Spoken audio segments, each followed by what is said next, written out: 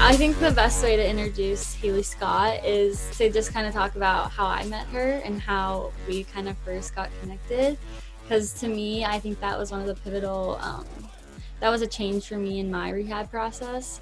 So I took a class that was a long time ago. I think it was my freshman spring. Freshman It was my year. Yeah. freshman spring. Um, so I took Father Monk Malloy's class, and it's just like a seminar. You can only take it freshman year. It's a select group of people, and basically just read a book every week. And midway through the semester, our book was "What Though the Odds" by Haley.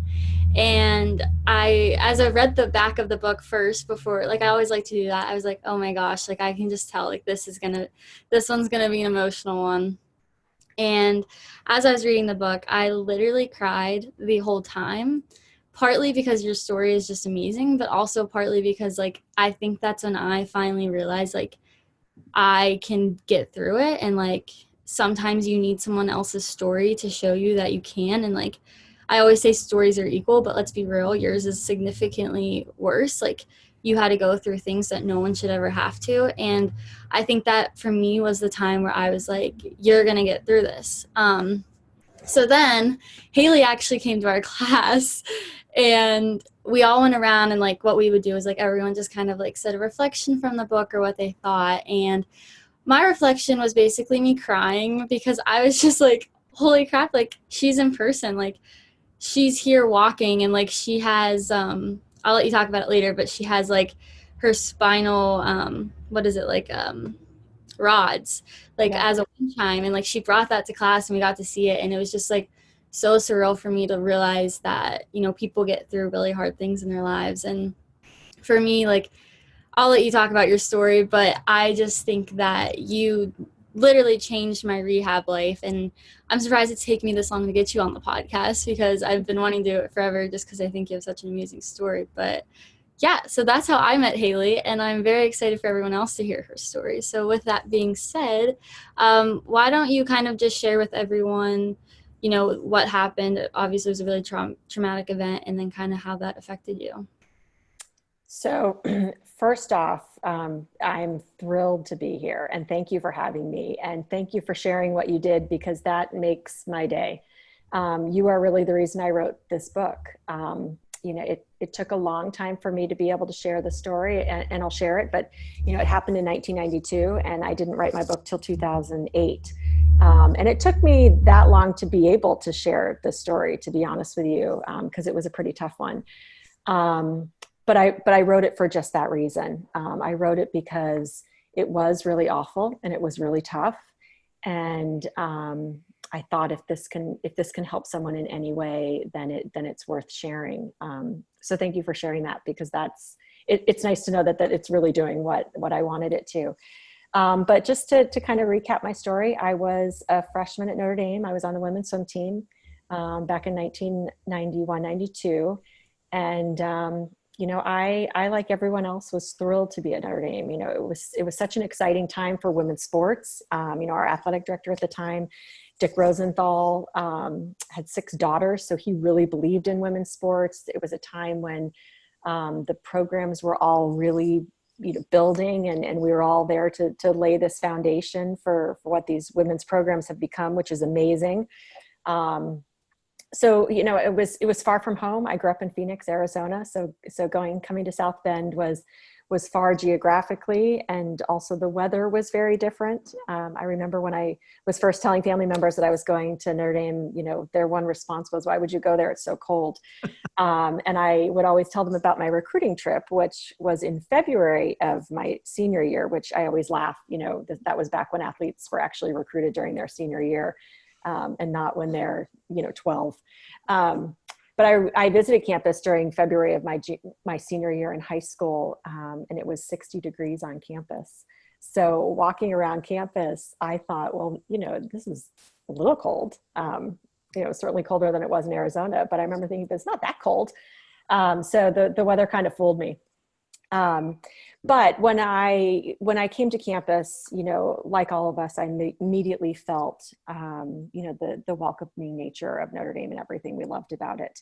And my first semester was like I would think most first semesters are for student athletes. You know, it was a real challenge. I had to adjust to being away from home, and I had to figure out, you know, how to make sure I was doing all the things that I needed to do, like go to class and make sure I was taking care of myself and eating properly, and all of those things that as athletes, we kind of have had parents watching us beforehand. And so I will say it was an adjustment for me to be on my own for the first time. But boy, when I came back after that first semester, after Christmas break, I was so excited to be back at Notre Dame. It was, you know, I'd gotten through that first semester. I went home and came back and was thrilled to be there. And the first meet we had was against Northwestern in Chicago. It was the meet was January 23rd. 1992, and it was a women's only meet. That was strange for us because we trained and competed with the men's team, but we had one women's meet that year, and it was against Northwestern. And coming back from the meet that night, it was just after midnight, so January 24th, our bus hit a patch of black ice about 2 miles from campus. So again, that was a term I'd never heard of. You know, we don't have black ice in Arizona. And our bus literally did a flip turn. So if you think of, you know, the swimmers, you know, or any meets you've watched, you know, our bus flipped upside down and was facing the opposite direction. And, you know, I've always said there's not a whole lot that I remember from that night, but the few things I remember very clearly. I remember my back hurt. I remember I wanted to get off the bus very quickly. And I remember being very, very cold. And Tim Welsh, our coach, used to make us travel in what he called dress code A. I called it church clothes. It was just, you know, something very nice. We didn't have the fantastic Under Armour gear that the athletes have now. So we always got dressed up to travel. So I was in just a sweater and a skirt and was lying in the snow for about an hour and a half. So again, this is 1992. I'm a little older than you both. So there was no cell phones. There was no instant communication. So just, even though we were just 2 miles from campus, I was laying in the snow for about an hour and a half before medical help arrived. And it was when I was first taken from the snow to the stretcher to be taken away in an ambulance that I first realized I had no feeling or movement from the waist down. And I remember my teammate who had sat with me said, "Haley, it's okay. Your legs are just numb from the cold." And I thought that made sense. I was very cold. And so to me, I thought if I got to the hospital and my body warmed up, I would feel my legs and I would have movement and everything would be okay. And of course that didn't happen. I was diagnosed with a broken back. I had a body temperature of about 94 degrees. So I was shaking uncontrollably from the cold. I was borderline in hypothermic shock. And they weren't able to sort of assess the nature of my injury. So I remember the emergency room doctor came to me and said, you know, "Haley, you have a spinal injury, you are paralyzed. If you want any chance to walk again, we need to operate tonight." And I remember looking at him and saying, "Well, what are we waiting for?" And at that point in the middle of the night in South Bend, Indiana, I, you know, legally an adult as an 18-year-old, signed my own consent form and went in for emergency back surgery. I actually had 2 that night and came out of both of them still with no feeling or movement. And it was at that point they gave me a 48-hour window for feeling or movement to return if I was to have any chance to walk again. So as you can imagine, those 48 hours were pretty tricky. They were pretty emotional. Feeling or movement did not return. I also learned during those first 2 days the very sad news that 2 of my teammates had passed away.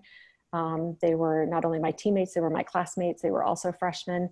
I didn't know that the night of the accident, but I learned that the following day. And so at that moment, I really knew in my mind, you know, as any of us do at 18 years old as student athletes, you know, we're very determined, very stubborn.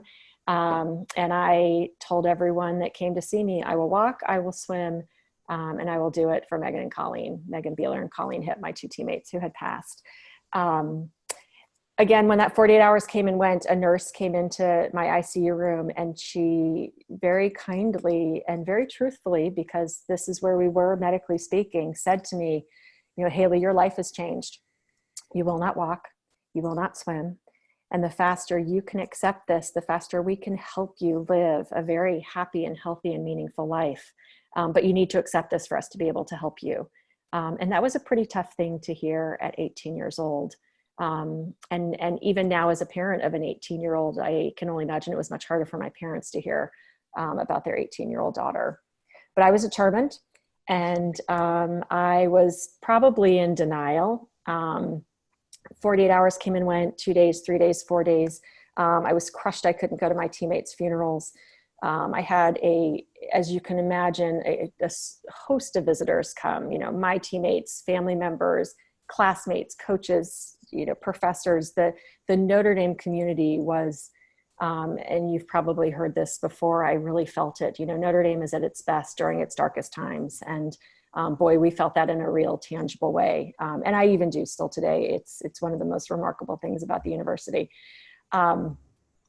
It was almost a week after the accident. And so several days after I'd been told I would never walk. And my parents were there, but my dad needed to get back to Arizona.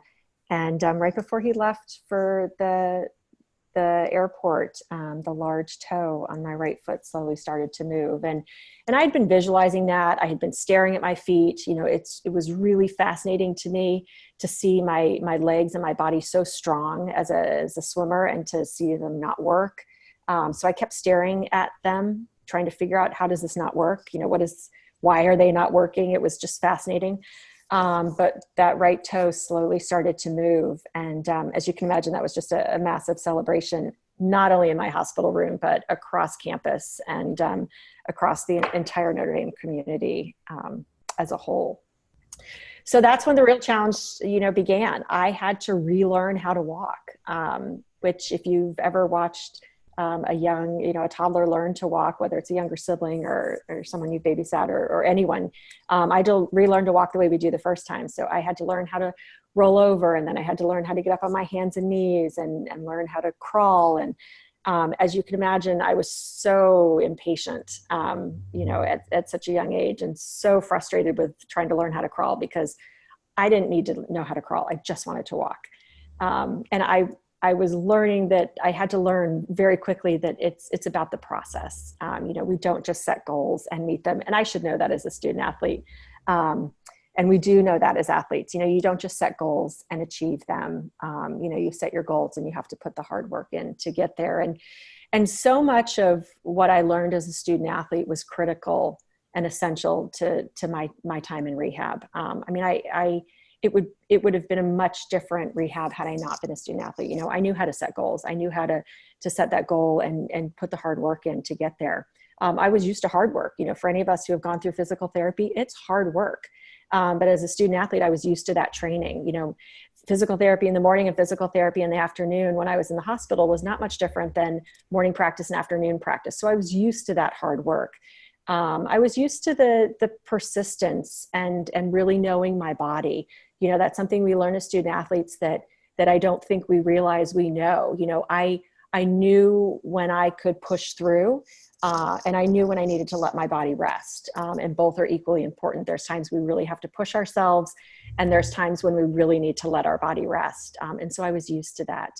And then my teammates, I don't know how you go through something like we did without the support that I had, not only from my teammates, but from the university as a whole. It's that sense of community, and certainly the community of faith is even stronger, is so essential. So I was used to a lot of that training, and I was used to setbacks. We all face certain setbacks in different times of our athletic career. And I faced a pretty significant one in this recovery as well. I left the hospital after about 2 months in South Bend. I was walking with a cane. I had put in that hard work that we do in physical therapy to walk again, but my spine recollapsed. And I would need 3 additional surgeries that summer after my freshman year to straighten my spine. And those were pretty rough. Those were certainly much tougher surgeries than the first 2 I had. And just briefly, the way it was explained to me was, if you think of my spine as a tree trunk, my spine had collapsed forward like a tree does. And at that point, it was at a curvature of about 45 degrees. So, for those of us who can think back to our geometry class, that's a pretty significant curvature. And if you think of the spine as a tree, it's a lot easier to push a tree straight from underneath than it is to try to pull it straight from behind. And they had initially tried to pull my spine straight from behind, and they needed to, in theory, push it straight from the front. So I thought that I would have, this big scar down the front of my body when they talked about going in through the front. They actually go through your side. So I have just a very nice scar that comes down my shoulder blade and across through the front. And then they go through the side to get to the front of the spinal cord. Those surgeries were rough. And that was really the low point for me. Not only physically, I suffered some pretty significant complications with heart failure and my lungs collapsing. And physically, that was rock bottom. But it was also emotionally really challenging for me too. And we can talk about, the emotional journey as well, because that's something completely different and oftentimes harder to deal with. But those surgeries in the summer were in San Diego, which of course is a beautiful place to be in the summertime. And some may argue a nicer place than South Bend. But I was away from my teammates and I was away from Notre Dame. And I was very isolated in that sense, away from this massive community that had been so supportive. And they were still supportive. But I was just geographically much farther from them. And that gap seemed really distant. But thankfully they were able to straighten my spine in San Diego, after a few tries. And really from there, physically I was fine, or I was going to be fine. I had a brace on. I still had about 6 more months before I could get back in the water, but my spine was straight. I had 3 rods in my back. I'm fused from about T8 to L1. So right in the middle of my torso. And at that point I was physically on the road to recovery. I told you it's a good one.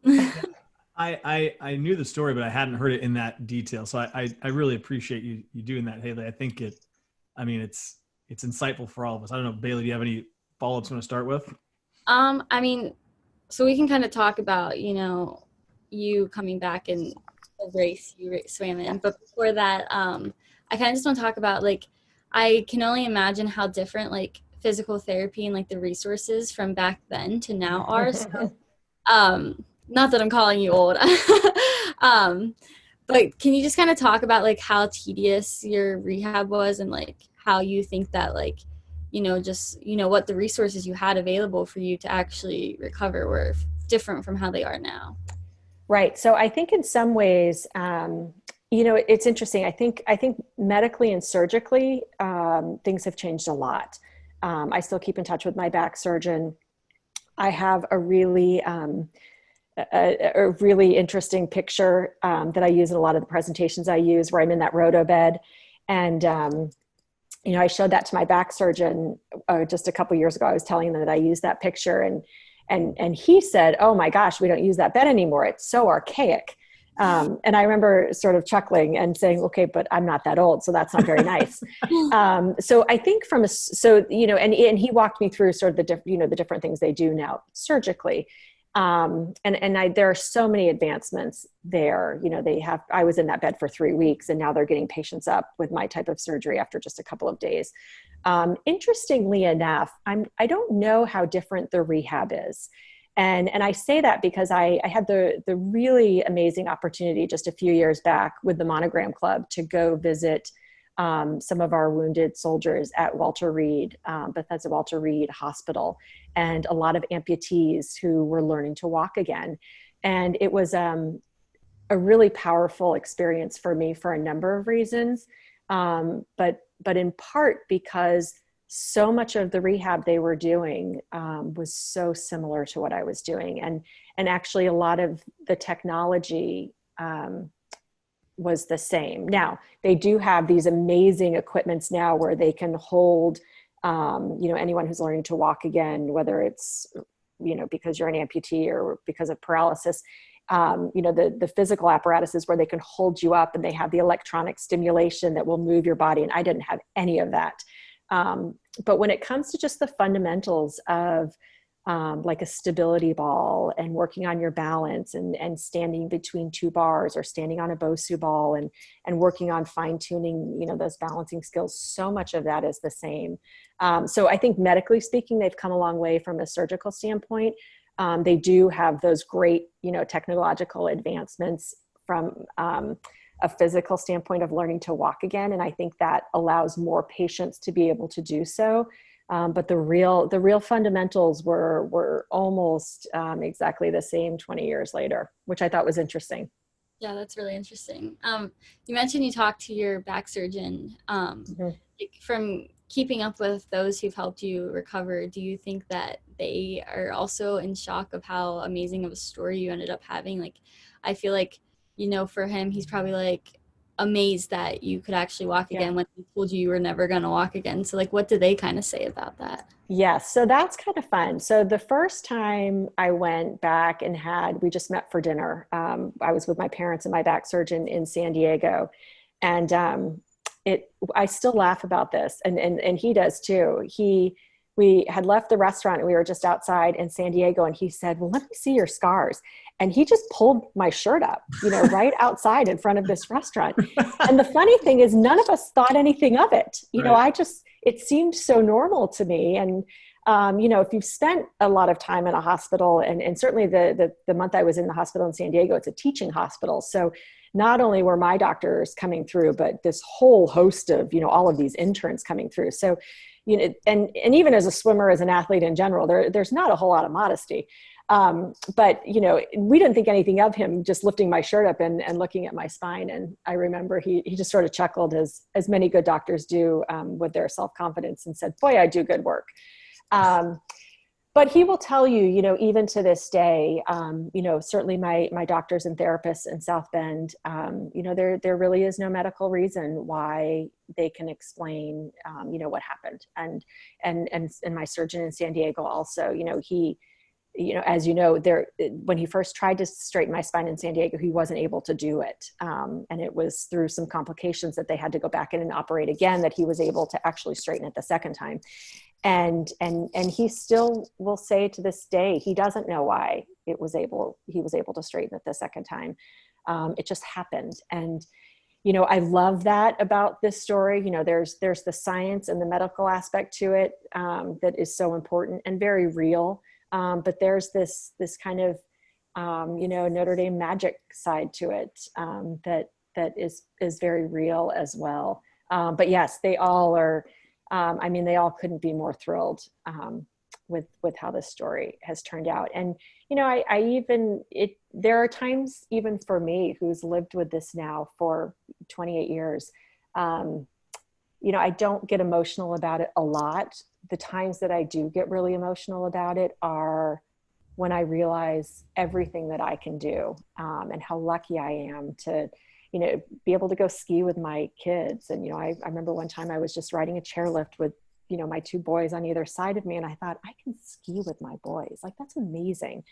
And, last January, I went with a group of Notre Dame people, and, Father David, who lives in PW, took us to his home country of Tanzania, and we hiked Mount Kilimanjaro. And, I am amazed at times at what I can do. And so the emotion for me is gratitude of being able to live this life. But I think anyone who truly knows the story and how serious it was is pretty amazed at the outcome.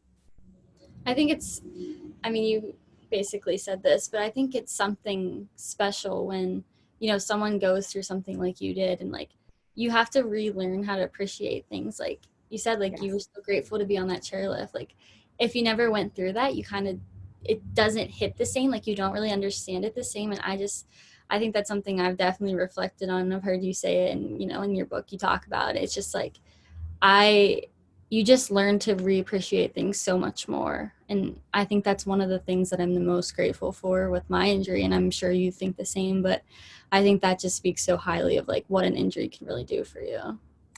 So, and I think you probably don't see this. I think you should be amazed at yourself. I was nowhere near where you are now. It's one of the things I've always admired about you, and why I follow what you do so closely, because I'm so impressed by it and I love it. And it's such a great message and things to do. But it's very true.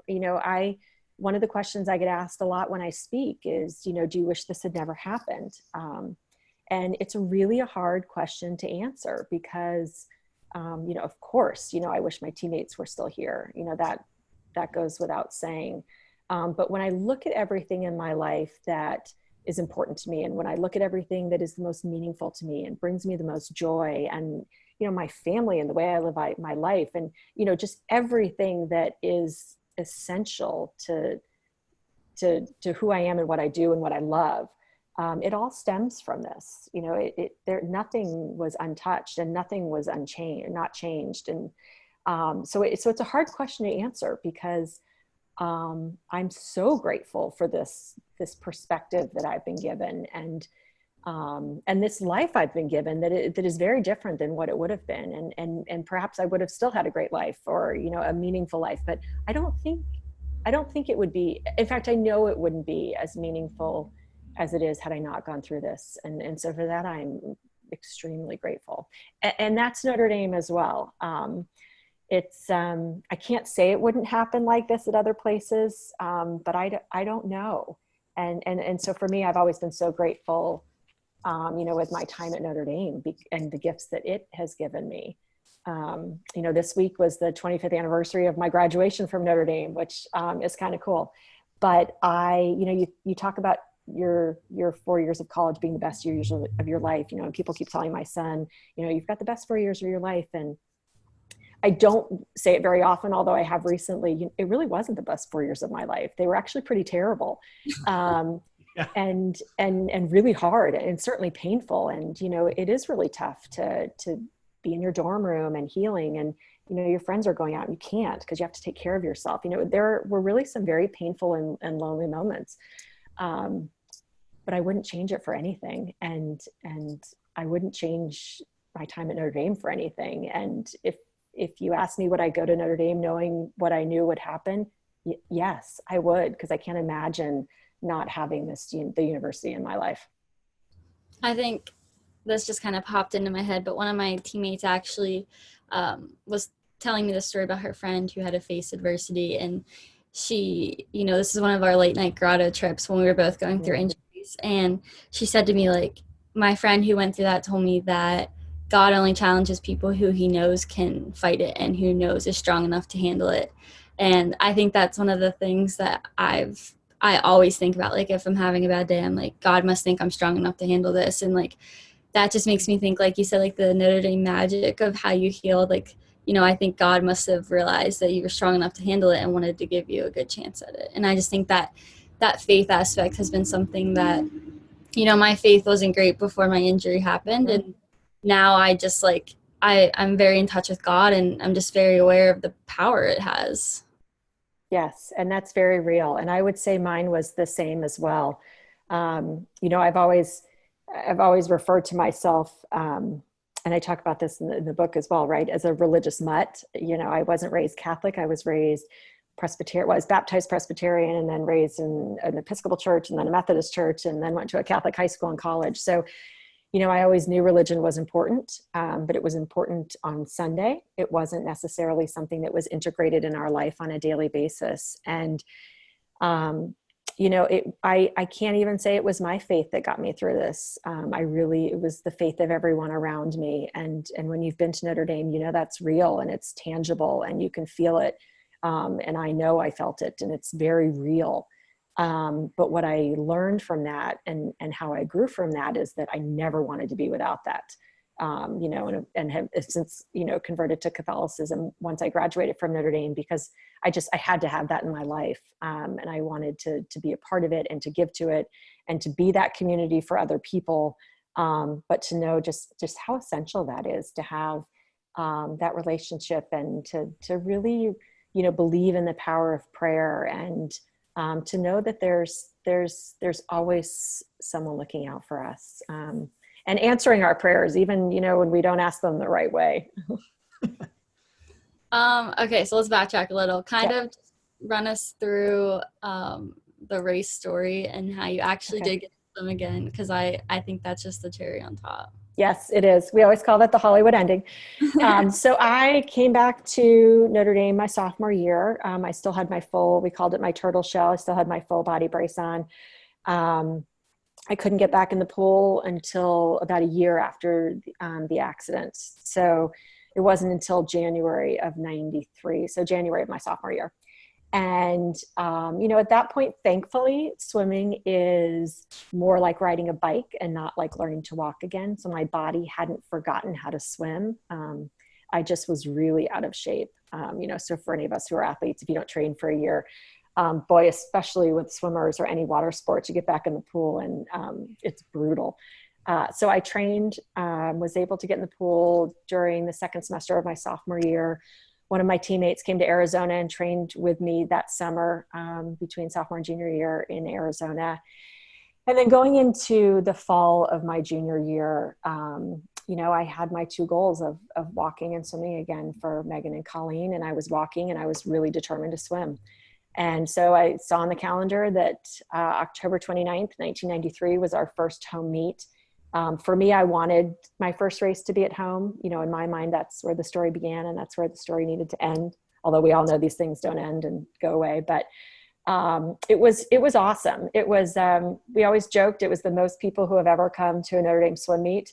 Not because of me, but to me, that just speaks to the community. The coach, all these coaches were there and other student athletes came, classmates were there. It's amazing because it was one of the fall break weekends, so people necessarily weren't on campus. But my ER doctor came and my OR doctor came and my physical therapists were there. The state trooper who was the first, policeman on the scene of our accident came to watch me swim. I mean, it was just an amazing show of community, not only of Notre Dame, but also of South Bend. I mean, it was really awesome. I swam two events. I swam the 50 freestyle, which was Megan's favorite event, and the 100 butterfly, which was Colleen's favorite event. And I would learn later on that my coach, Tim Walsh, did a really kind of neat thing for my first race, the 50 free. He put no other Notre Dame swimmers in that heat, which was awesome for a number of reasons. One, my teammates didn't have to swim against me. And they got to watch me swim. So, these teammates who had walked this journey with me for, at this point, 21, 22 months, they got to see me compete for the first time and not have to be in the pool. And it was also really great because we were at a much slower conference at the time. So because there were no other Notre Dame swimmers, I won that first race back, which of course is the Hollywood ending, right? To be as down and as injured as I was, and then to come back and win that first race. It was pretty awesome. And I really thought that was it. I thought that was the beginning of the rest of my swimming career. And I thought I would go back and be the swimmer I was before, and I could be the person I was before, and that this was over. And, as we know, that doesn't happen. It doesn't go away. And I never got any faster. And that was probably one of the biggest challenges that I had to face. So that 50 free that I swam in that first race back my junior year, while not my fastest time ever, I'd swum faster in high school. That was the fastest I would ever swim again. So even though I trained and competed, my junior and senior year, I was never able to go back and be that swimmer I was before. And that was really tough for me. It was really hard for me to love swimming as much as I did, as much as I do. And to love the sport and to be so grateful to be back in the pool with my teammates, and yet to touch the wall and see my times and have that be, a real reminder right in my face that I had been changed. I wasn't who I was before, and that was tough. So I'm curious for self-use a little bit. Two things, I guess.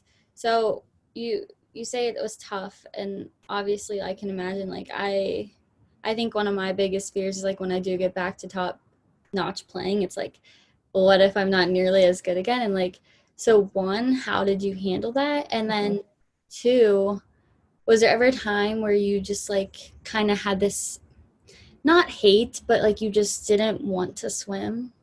Sure. Yes. So when I got to my senior year, and a number of my classmates didn't swim our senior year, they were done. We, as rocky a road as I had, they did too. And, they might not have had the injury that I had, but they were also dealing with a bus accident and the loss of their teammates, and their own injuries. Even if they were minor compared to mine, they're still significant when it's you. So a number of my classmates did not swim our senior year, and it was tempting. I can't say I didn't think about it, but I had worked so hard to get back in the pool and to get back to swimming, and Megan and Colleen couldn't swim. And I don't fault my classmates for not swimming that year. I really don't. You know, one thing I learned is everyone responds to something differently, and we all heal differently. And that's okay. That's whatever, we have to do what's right for us. But I couldn't quit swimming, even as painful as it was, because I had these teammates who couldn't swim, and weren't there to do that.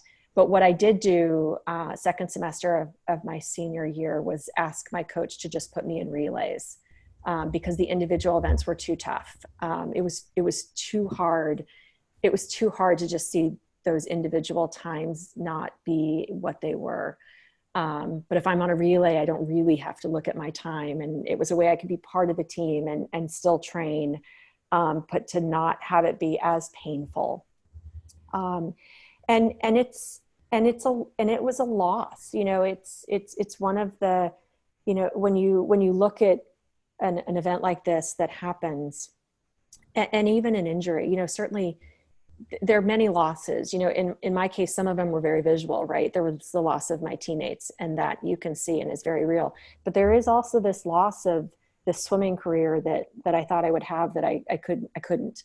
And that's a very real loss as well. And we have to allow ourselves to mourn that. And that's a challenge. You know, it's one of the most remarkable things I think about the story, or this journey that I've been on. And it's one of the reasons I give Notre Dame such credit for helping me through this, is because that, you know, that can really send someone down a spiraling path. And that's very common. You know, that's a very normal response for an athlete that's had a career taken away. But, you know, Notre Dame didn't let that happen. And, you know, they were in various ways, in whatever way it showed up. You know, I had to figure out how to be okay with this, knowing that I couldn't have it. And it might not happen. And for some people it does, which is amazing. But for me, it didn't. Tony, you have any? I talked a lot. No, it's great. I've been patiently waiting. No, I feel like I've been talking a lot. No, this is like my dream conversation to just listen to. I can't wait to listen to it again. I think it's so interesting. And I think that the things I've just been writing down, notes that have been catching my ear. I think that, to your point, I think the coolest thing that you've done, Haley, just listening to you talk about it, is I think it'd be really easy. And I've not gone through anything close to like what you have. But the remarkable nature of your story, I think it would be really easy to make it about yourself. And all I've heard for 45 minutes is you talk about ER doctors, state troopers, teammates you're swimming for. And I think that that's something that I really admire in Bailey too. She could have made this about her recovery, and she's interviewed 35 injured athletes. So there's something I think unique to you guys that's really special that I took away from this. I also think, just to your point about the Notre Dame community rallying in their darkest times, just candidly, I have a friend who had a brother that went to Notre Dame and had a medical complication while he was on campus. This is before I worked here. And he said the same thing, that his family was just stunned by the way that Notre Dame rallies around the people when they need them most. So I think those are the two things I just wrote down that caught my ear in listening to you guys talk, that I think are so neat. The question I have for you, just thinking about this, because you talked about how, I guess it took you 15, 16 years to write the book.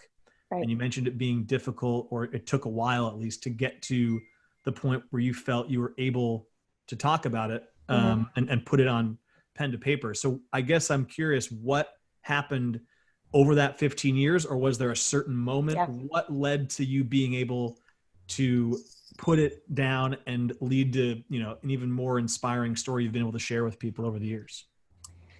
So let me first just comment on what you mentioned about, you know, when you hear me talk, it's really about everybody else, because that's actually one of the things that I find so remarkable in Bailey, is that she's there now, and I don't think I was there when I was a student athlete, and I talk about it a little bit in my book. And one of the things that's so amazing about the book writing process was I had kept extensive journals when I was in the hospital. And so a lot of the real emotional parts of the book are taken, you know, word for word from the journals that I wrote. So that was a great resource for me. But one of the things I noticed in going back in writing the book, and even at the time, I talk about during the physical healing being in this Haley-centric world, and maybe this is me just sort of protecting myself, but I think at times that's okay. I was so focused on walking and so focused on my injury and being in the hospital that I actually wasn't able to necessarily see beyond that at the time. It wasn't until I came back to campus my sophomore year that I realized that my teammates were going through the same thing too. So for those first 8 months, I really was all focused on myself. So I don't want to take that credit of you thinking that I knew at the time that, there was a greater picture to this. It took me several months and probably a year to realize, my teammates were hurting too, and they were suffering the loss of their teammates and their friends, and they were dealing with their own injury, and that this was much greater than just me. So truly, when I see student athletes doing amazing things while they're going through their own injury, I find that remarkable, because I wasn't able to do that at the time. But with the book writing process, so much of what I wanted to do was to have this story go away. It was so painful, as you can imagine, and clearly the hardest time in my life. And I wanted it to be over. I didn't want it to affect my life anymore. I didn't want to have to talk about it anymore. Certainly everybody on campus knew, who I was and asked how I was doing, and that was exhausting. So I didn't talk about it for a long time, hoping that it would kind of go away. And, I moved back to Phoenix after graduation, and I went back and taught and coached at the high school where I was. So everyone there knew my story and my experience. And then I always say I loved when I got married, because I went from being Haley Scott, who everybody knew this story. And, I always joke, my dad still doesn't think I can carry my suitcase by myself, because people treat you differently when, they see you and they know what you've gone through. So I loved, going from being Haley Scott and then getting married and moving from Arizona to the East Coast and becoming Haley DeMaria, where nobody knew, nobody knew anything. And I didn't have to talk about it. And nobody looked at me differently or knew anything about my past. And, of course, this is 2000, so there's no internet where you can Google somebody and find everything out about them. Or at least it was early on when nobody was doing that. So it was a very interesting experience to live kind of in a world of unknown. And, how do you meet people, and how do you, share with them what's going on? And I didn't. And what I learned was, it was so fundamental to who I am, and so fundamental to how I was living my life and how I thought and how I felt, that it became sort of, I felt very inauthentic not sharing it. But I still didn't want to or know how to. And I had a pretty defining moment. We were living in Pennsylvania, and I, sort of the last unknown for me, I've talked about I have 2 boys and having 2 kids. That was kind of the last unknown was, could I have children? And, I still live with some pretty significant nerve damage, and, you never know. And at this point, they've told me a bunch of things I wasn't going to do. And I'd blown through all of it. So they didn't know.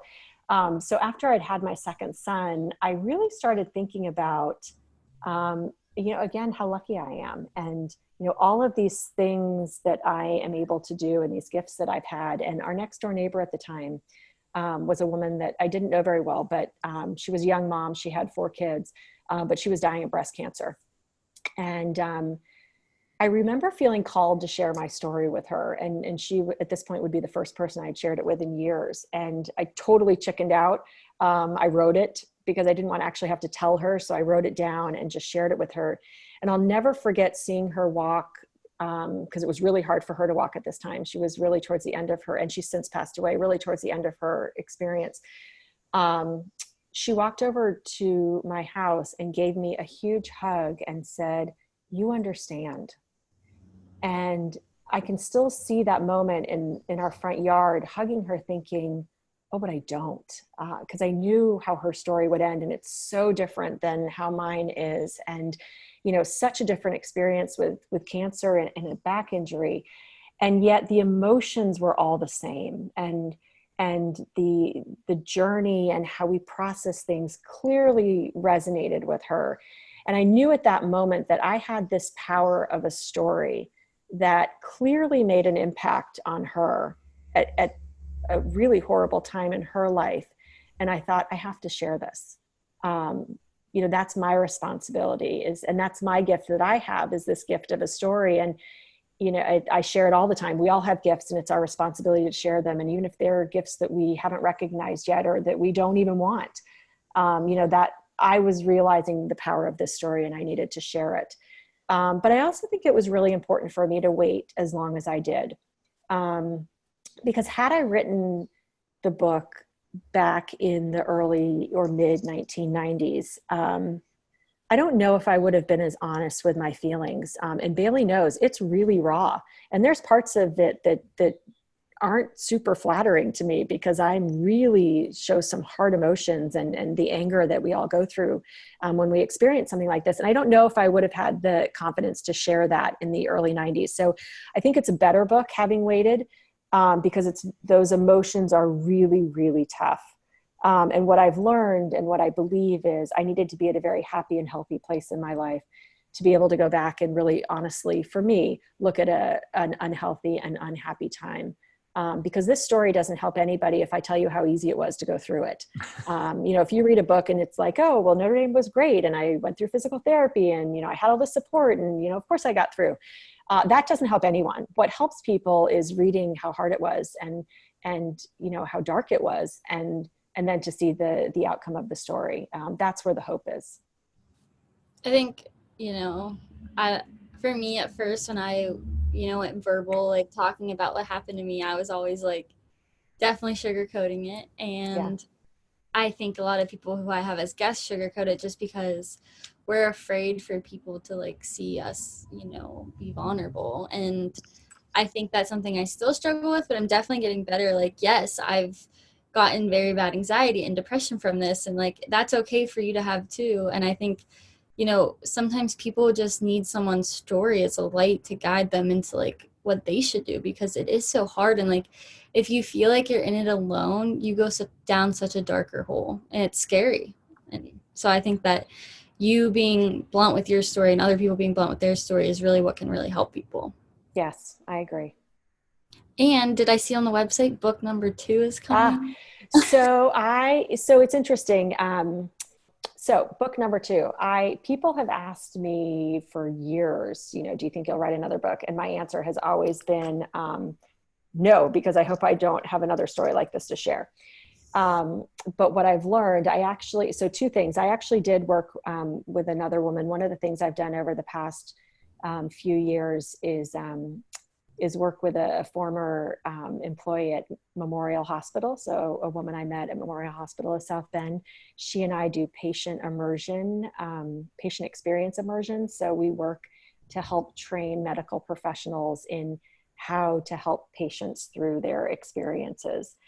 So she's really more of a administrator and a trainer, and I come in and share the story and can share very real examples of things that nurses and physical therapists and doctors and medical professionals did that were awesome, and things that were challenging. We don't use names, so there's no blame or no, patting on the back, but it's been a really neat and kind of different way to share my story. So she and I actually did just come out with a book earlier this year of stories to help just sort of enlighten the real day-to-day experience of a patient. The book's called Advice from a Patient.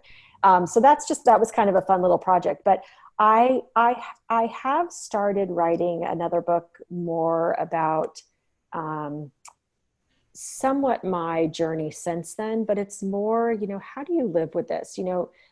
What Though the Odds talks about my story and how hard it was and where I've come and what I've learned from it. But what I have also learned now is that there's so much hurt out there and so many common themes that transcend whatever the details are.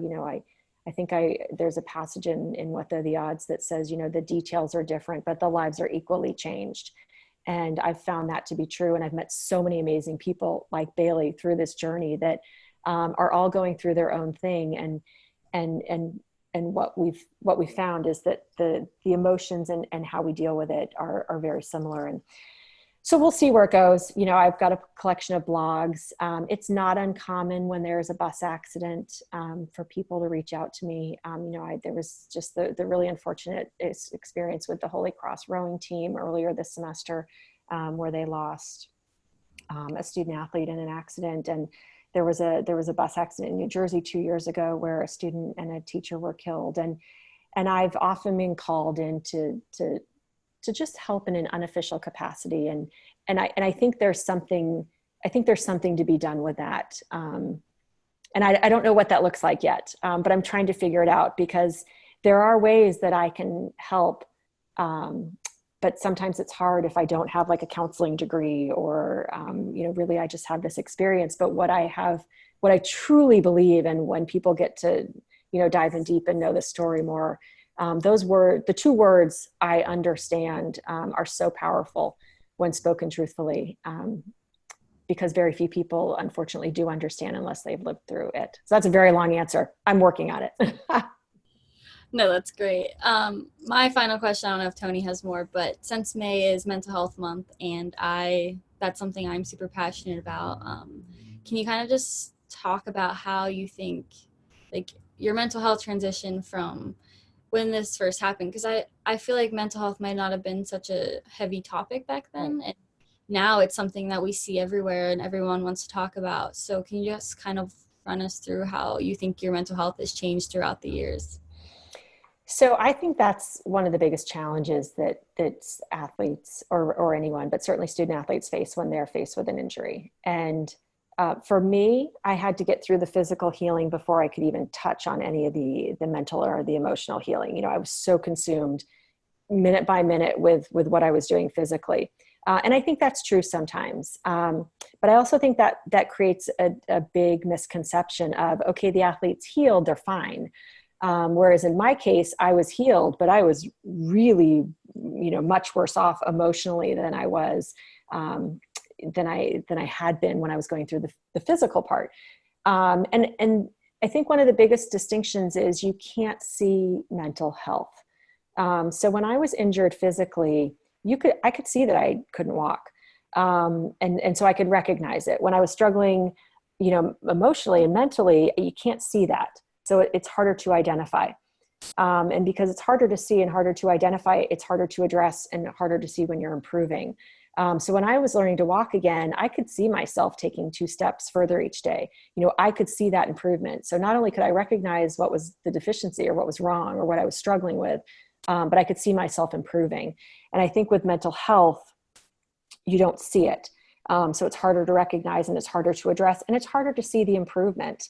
And that is certainly the biggest struggle I faced, because I didn't know that I was suffering, and I didn't know that I was depressed, and I didn't know that I was struggling, you know, emotionally. I knew I was sad. I knew I was frustrated. But you're right. There wasn't a lot of the dialogue that we have today around it. And it's, you know, it was equally an issue back then as it is now, but maybe not as discussed. For me, I will say what helped me the most in hindsight, as frustrating as I found it at the time, was talking about it and writing about it. As you know, my mom used to make me talk about it all the time. And that was super frustrating for me because I really didn't want to talk about it. But I have since thanked her. And you know, her talking about it often got it out. That helped for me. I think what also really helped, probably even more so, but maybe in tandem, was writing about it. And it's something that I recommend for people all the time is, you know, I had never journaled before the accident. I only started because my aunt had sent me a journal to keep track of everything. And what I found in writing was I could tell the same story 50 times, and I didn't have to worry about how someone was responding to it. I didn't have to bore someone with the same story 50 times. I could be angry and I could say really mean things, and I could say, you know, really hard and sometimes untruthful things, but you know, that those emotions that are so rough and tough inside of you sometimes come out in hurtful ways. And many times I took it out on my mom, but a lot of times I took it out in my journal and just got those really angry thoughts out in what was a very safe way of writing them, but we have to get them out. They're very normal. They're totally real. It's not, I think it is one of the strengths of my book is you read those very hard things that I thought and I, said, but it's just writing them as a safe place and not as hurtful to people. So for me, the journey was writing it through, and I still have all of my journals, and I love looking at them because, in the beginning, there's pages and pages and pages every day. And then it's maybe a short entry every day. And then it's maybe every couple of days. And then all of a sudden it's, I write, gosh, I haven't written in 2 weeks. And you can see the healing going on just in the written word. And so for me, that's what was most helpful. The conversations that my mother forced me to have, although it's really hard to force someone to talk about something when they're not ready, and then being able to write about it. And being on campus, one thing I've learned is how hard this accident was for the seniors on the team at the time, because it happened in January of their senior year. And then they left, and then they went off into the world, and they didn't have the time on campus, and they didn't have their teammates. So as tough as it was for us as freshmen to really live with this our entire 4 years at Notre Dame, I think it was hard for the seniors as well. So everybody has the way they view things and how they heal. For me, certainly writing about it was huge because we have to. Something like this, no matter who you are and how tough you are, it will eat away at you if you don't get it out. I think that, frankly, and that's a great place to wrap too, just to follow up on that. I think, Bailey, that's kind of been what this podcast has been a little bit for you. I know we've had conversations at times where, the benefit of a podcast, like I said, is, you can edit things out. Yeah. If it's time to vent, you can vent and get those things out. And I know other athletes have come on and spoken really honestly about it. And maybe later they ask, hey, you can take this out or something along those lines. And this is kind of, I think, like the 21st century version of journaling in many ways. Right. It's therapeutic to just talk about it. And I know, Bailey, we should keep a count, but I can think of at least 10 of your guests that have said, this is the first time I've talked about X. It might not be the whole injury. It might not be the most traumatic part of the injury, but like you were just saying, Haley, a lot of times it's the mental wear and tear.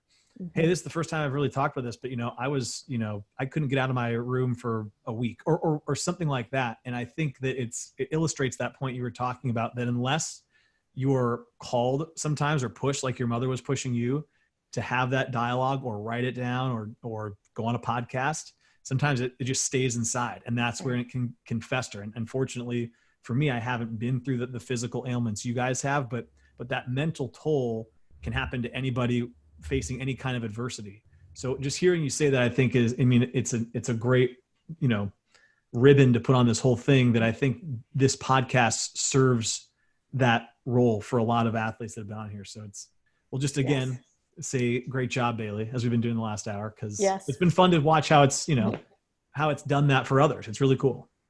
It's amazing. Thank you. I think it's easy. It's easy for me and other athletes to open up, though, when you're surrounded by people who are invested and care. Like if I came on here and I just sat on my phone and didn't talk to someone, like they're not going to want to open up. They're not going to want to share their story. But I think when they know that I've been through something and I'm really passionate about hearing what they've been through, that's when they feel like they can really open up about things. So it's those words, I understand. You understand. Yeah, that's right. That's just like your neighbor. Yeah, that's awesome. Yeah, I like that. Well, that was amazing. Thank you so much for coming on. Like I said, I know I had you do that little video before, but I've been wanting to do this for a while. So thank you so much for taking the time. You are welcome. I'm thrilled you asked. This is awesome. And I'm always happy to share. I'm always happy to talk about Notre Dame, right? We all are. Yeah.